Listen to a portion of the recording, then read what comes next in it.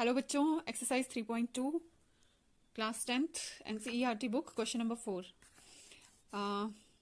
This question is saying which of the following pairs of linear equations are consistent or inconsistent? If consistent, obtain the solution graphically. वो क्या बोल रहे हैं, ये जो equations आपको दी हुई हैं आपको सबसे पहले फाइंड आउट करना है कि वो consistent है या inconsistent है, और उसके बाद अगर वो consistent है तो उनका solution आपको फाइंड आउट करना है. तो चलिए करते हैं. फर्स्ट इक्वेशन सबसे पहले तो फर्स्ट इक्वेशन है x + y = 5. ठीक है, एंड 2x + 2y = 10. तो सबसे पहले ये जानने के लिए कि सोल्यूशन कंसिस्टेंट है या इनकंसिस्टेंट है, हम लोग फाइंड आउट करेंगे रेशो. ठीक है, रेशो तो देख लेते हैं. Hair a1/a2. a1 क्या है यहाँ पे, x का कॉफिशिएंट फर्स्ट इक्वेशन में, और a2 क्या है, x का कॉफिशिएंट सेकंड इक्वेशन में. तो इसलिए इनका रेशो हो गया a1/a2 हो गया 1/2. उसी तरह से v1/v2. ठीक है, v1 हो गया y का कॉफिशिएंट फर्स्ट इक्वेशन में, देखिए y के साथ 1 है और सेकंड में है y के साथ 2, तो 1/2. And c1/c2. c1/c2 क्या है, 5/10, जो कि क्या हो गया 1/2 के बराबर. तो यहाँ पे आप क्या देख रहे हो, रेशियोज में क्या रिलेशन है, यहाँ आप देख रहे हो 1/2 1/2 1/2. That means a1/a2 = v1/v2 = c1/c2. ठीक है, तो यहां से आप क्या कंक्लूड करते हो कि जो लाइंस होंगी वो कैसी होंगी, lines on graph will be. यहां से हम क्या कंक्लूड करेंगे, क्योंकि a1/a2 = v1/v2 = c1/c2, इसका मतलब जो ग्राफ में लाइन होंगी वो कैसी होंगी, कोइंसिडेंट होंगी. और इसीलिए क्या होगा, ये जो पेयर है इक्वेशन का वो कंसिस्टेंट पेयर है. और क्योंकि बोला है कि कंसिस्टेंट पेयर है तो सोल्यूशन निकाली, तो अब हम सोल्यूशन निकालते हैं. और सोल्यूशन निकालने के लिए सबसे पहले लेना पड़ेगा ग्राफ. ग्राफ के लिए x + y = 5 फर्स्ट इक्वेशन ले लेते हैं. तो x क्या हो जाएगा, 5 - y. ठीक है, अब सोल्यूशंस निकाल लीजिए फटाफट से. यहाँ पे x है और ये y है. अब यहाँ पे देखिए, अगर मैं y लेती हूँ 1 तो x कितना हो जाएगा 4. अगर y लेती हूँ 2 तो x कितना हो जाएगा 5 - 2 3. और x ले लेती हूँ, y लेती हूँ 3 तो x कितना हो जाएगा 5 - 3 2. ठीक है, ये फर्स्ट लाइन बन गई. अब उसी तरह से दूसरी इक्वेशन भी लेनी पड़ेगी, और जो कि दूसरी इक्वेशन है 2x + 2y. 2x + 2y = 10. Right. तो चलिए अब शुरुआत करते हैं. अगर किस पहले वेरिएबल को सेपरेट करना पड़ेगा तो 2x विल बी = 10 - 2y.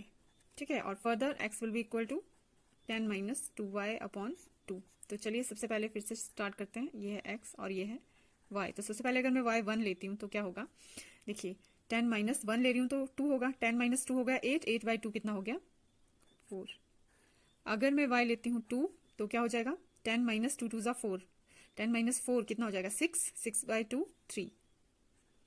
और अगर मैं y लेती हूँ 3 तो क्या हो जाएगा, 10 - 2 3 6. 10 - 6 हो जाएगा 4. 4/2 हो जाएगा 2. तो यहाँ पे देख सकते हो आप कि यहीं से पता लग रहा है सेम सोल्यूशंस आ रहे हैं. ठीक है, देखिए यहाँ पे भी x 4 आ रहा है, 3 आ रहा है, 2 आ रहा है, y भी 1 आ रहा है, 2 आ रहा है, 3 आ रहा है. तो इसका मतलब कोइंसिडेंट लाइंस हैं. ठीक है, मतलब बहुत सारे सोल्यूशंस होंगे लेकिन सारे सोल्यूशंस एक ही लाइन पे होंगे. तो चलिए अब ग्राफ ड्रॉ कर लेते हैं. चलिए ग्राफ ड्रॉ करना शुरू करते हैं. सबसे पहले x है 4 तो y है 1. ठीक है, x है 4 तो y है 1. ये फर्स्ट हो गया. फिर उसके बाद x है आपके पास 3 और y है 2. x है 3 और y है 2. उसके बाद x है आपके पास 2 और y है 3. ठीक है, तो एक लाइन तो ये बन रही है ना. और अगर हम दूसरी इक्वेशंस के पॉइंट लें तो देखिए x है 4 तो y है 1. ठीक है, यहाँ पे देख सकते हो आप, x है 3 तो y है 2, x है 2 तो y है 3. तो आप क्या देख रहे हो, जो दोनों इक्वेशंस हैं उन दोनों के जो सॉल्यूशंस आ रहे हैं, जो पॉइंट्स आ रहे हैं वो सेम है. तो इसीलिए मैंने कहा था कि कोइंसिडेंट लाइंस बनेगी, मतलब जहां पे पहली लाइन बनेगी दूसरी लाइन उसके ऊपर बनेगी. ठीक है, तो इनफाइनाइट पॉइंट्स हो सकते हैं इसी लाइन में, बहुत सारे सॉल्यूशंस इसके हो सकते हैं. तो इस तरह से इसका ग्राफ इस तरह से बनेगा, कोलिनियर ग्राफ, या इसको कोइंसिडेंट ग्राफ भी बोलते हैं. तो इस तरह से ये जो इक्वेशन है इसका ग्राफ इस तरह से बन गया, और बहुत सारे सॉल्यूशंस इसके होंगे, और ये आपका कोइंसिडेंट ग्राफ इसका बनेगा. ठीक है, अब चलते हैं सेकंड इक्वेशन की तरफ. चलिए सेकंड पार्ट देख लेते हैं सबसे पहले कि किस तरह का सॉल्यूशन, किस तरह का ग्राफ बनेगा इससे. तो सबसे पहले रेशियोज देख लेते हैं. तो हेयर a1/a2 कितना है, देखिए 1/3.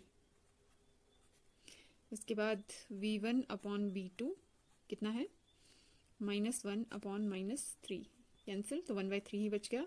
एंड C1 अपॉन C2 वो कितना है 8/16, ठीक है, जो कि हो गया 1/2 के बराबर। तो हेयर आप देख सकते हो क्या है A1 upon A2 is equal to B1 upon B2 but not equal to C1 upon C2। तो इसलिए लाइन्स कैसी होंगी, लाइन्स विल बी पैरेलल,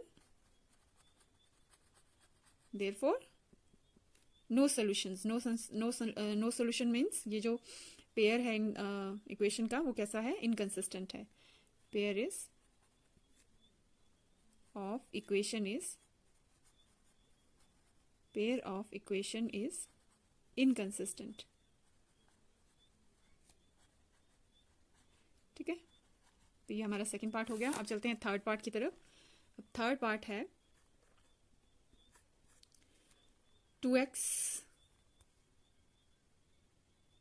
तो सेकंड पार्ट की तरफ चलते हैं। अब फिर से यहाँ पे रेशियोज देखेंगे। हियर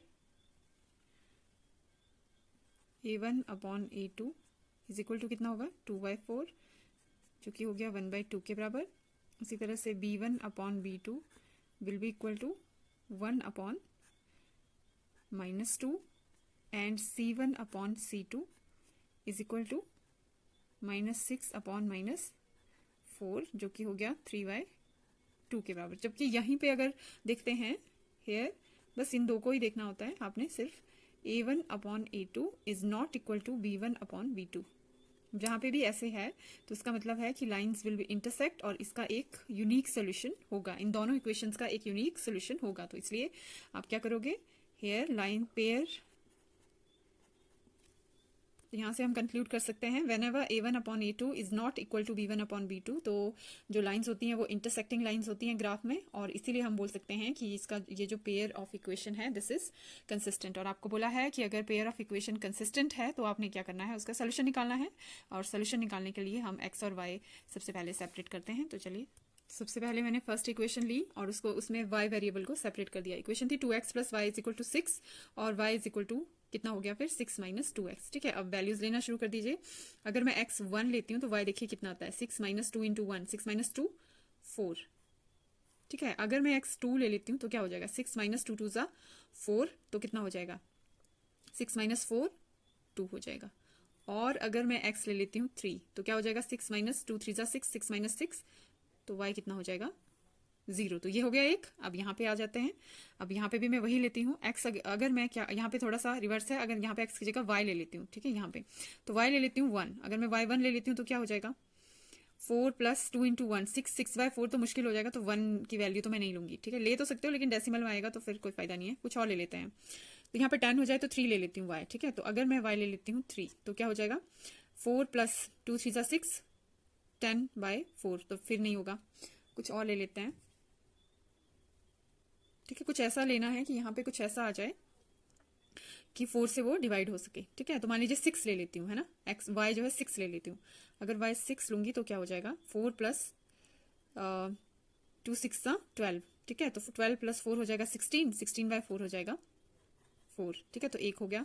और ले लीजिए, अगर 7 ले लूँ तो 18 होगा, नहीं होगा। 8 ले लूँ तो 2 8 16 होगा, 16 प्लस 4 हो जाएगा 20, और 4 से डिवाइड हो जाता है, ठीक है। तो इसलिए मान लो कि y मैं 8 ले लेती हूँ। अगर मैं y 8 लूंगी तो x कितना आ जाएगा 5। अब मान लीजिए मैं y 10 ले लेती हूँ, ठीक है। तो 2 10 20 प्लस 4 24, तो क्या हो जाएगा, अगर मैं यहाँ 10 लूंगी तो ये आ जाएगा 6, ठीक है। तो ये मेरे दोनों सोल्यूशंस आ गए। अब मैं इनका ग्राफ ड्रॉ कर लेती हूँ। चलिए ग्राफ ड्रॉ करना शुरू करते हैं। सबसे पहले x है 1 और y है 4, x है 1 और y है 4, तो फर्स्ट जो पॉइंट है वो यहाँ पे आएगा। फिर उसके बाद है x है 2 और y भी है 2, x भी है 2 और y भी है 2, तो ये आ गया सेकंड। फिर थर्ड था हमारे पास x3 और y 0, x3 और y 0, तो ये आ गया थर्ड पॉइंट। ये हो गया हमारे पास फर्स्ट लाइन। उसी तरह से सेकंड लाइन भी ड्रॉ कर लेते हैं। ये हमारी फर्स्ट लाइन थी जो हम ड्रॉ कर चुके हैं, और ये हमारी सेकंड लाइन है जो हम ड्रॉ कर रहे हैं, ठीक है। तो चलिए सेकंड लाइन भी ड्रॉ कर लेते हैं। x है 4 तो y है आपके पास 6, x when x is 4 then y is 6। अब एक्स वाई में कंफ्यूजन नहीं होना चाहिए ना, एक्स मतलब एक्स एक्सिस की बात कर रही हूँ, वाई मतलब वाई एक्सिस की बात कर रही हूँ, ठीक है। फिर उसके बाद एक्स है 5 और वाई है 8 और वाई है आपके पास 8। उसके बाद एक्स है 6 और वाई है 10। एक्स है आपके पास 6, यहाँ पे दिखाई नहीं दे रहा है, 6 एक्स है आपके पास 6 और वाई है आपके पास, देखिए 6 और वाई है आपके पास, ये हो गया 9 और ये हो गया 10, ठीक है। मैंने यहाँ पे लिखा ही नहीं था, तो ये हो गया 9 और ये हो गया 10। क्लियर। अब दोनों लाइंस को मिला लेते हैं, देखते हैं इसका सोल्यूशन क्या आता है। तो यहाँ आप देख सकते हो ये जो दोनों लाइंस हैं वो कहाँ पे इंटरसेक्ट कर रही है, ये एक्स एक्सिस पे है 2 और वाई एक्सिस पे भी है 2। तो इसका जो सोल्यूशन है वो क्या हो जाएगा, 2 और 2। तो इन दोनों जो इक्वेशंस हैं इनका जो सोल्यूशन है वो है 2 and 2। ये इंटरसेक्टिंग लाइंस हैं, ठीक है। कौन कौन सी इक्वेशंस थी हमारी, 2x plus 2y minus 6 is equal to 0 और 4x minus 2y minus 4 is equal to 0। तो इनका जो सोल्यूशन है वो ये है 2 और 2। देखिए 2 2 ज़ा 4, 2 2 ज़ा 4, ठीक है। माइनस 6 देखिए इंटरसेक्ट कर रहे हैं 2 2 पे, है ना। तो 2 2 ज़ा 4, हाँ जी मैं वही सोच रही थी कैसे कैसे हो सकता है, क्योंकि यहाँ पे 2x y है, 2y नहीं है, 2x प्लस y माइनस 6 है, इसलिए 2 2 ज़ा 4 प्लस 2 हो गया 6, 6 माइनस 6 हो गया 0। तो यहाँ से ये हमारे पास सोल्यूशन आ गया। अब चलते हैं लास्ट पार्ट की तरफ।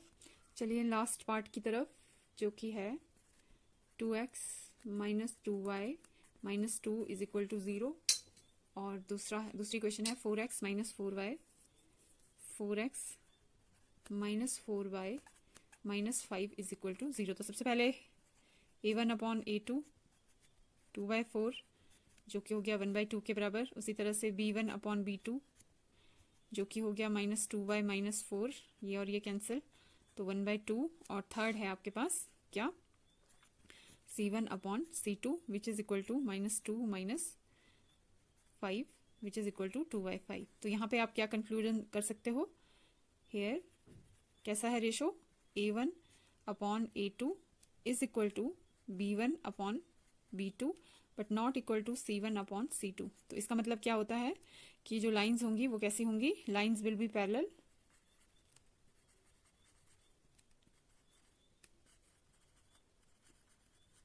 so therefore pair of equations are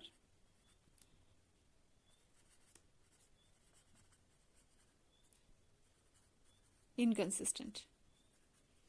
तो क्योंकि इनकंसिस्टेंट नहीं है, कंसिस्टेंट है, तो इसका कोई सोल्यूशन नहीं होगा, क्योंकि जो लाइंस हैं वो कैसी हैं, पैरेलल हैं, ठीक है। तो चलिए हो गया।